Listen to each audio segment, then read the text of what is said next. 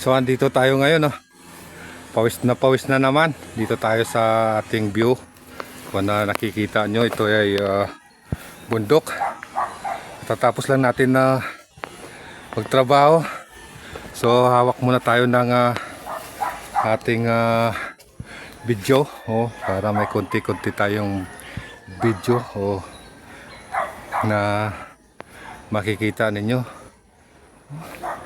Dito na naman ako sa kabundukan, kung saan sa farm ng natin, sa farm natin, sa farm sa farm pala ng ating kaibigan.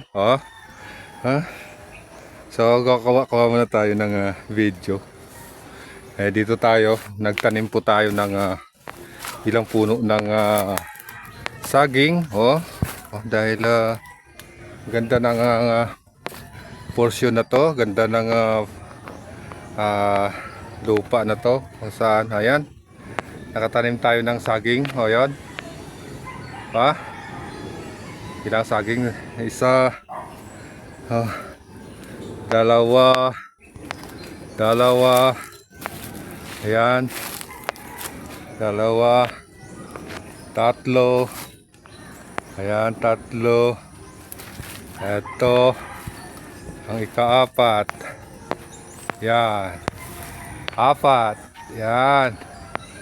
So nakaapat na puno tayo, lima, yan pa pala isa sa taas. So congratulations sa ating sarili, nakagawa na naman tayo ng panlaga balang araw, kung sakali man ito ay magbunga ang ating pinagpawisan. Pinagpawisan ko yan, shout out dyan sa nangunguha na hindi nagpapaalam, at shout out pala dyan sa kaibigan ko, ito na Meg.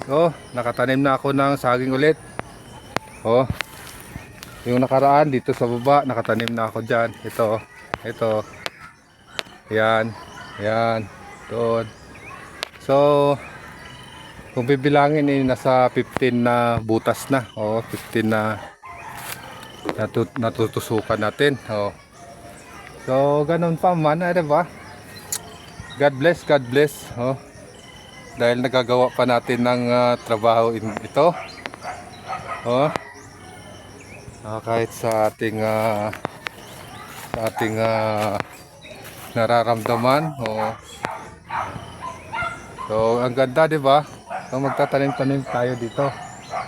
Ito, tataniman natin yan ng mga gulay-gulay, so i-update ko sa inyo lang yan, para makikita-kita nyo, diba, mga bagong bungkal, diba, makikita nyo sa lupa, bagong bungkal yan.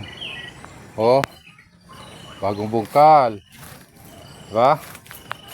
So fresh na fresh, bagong tirik bagong tanim. Yan lang ang update ko sa inyo, mga kabayan. Magandang umaga sa inyo. Mahal ko kayo.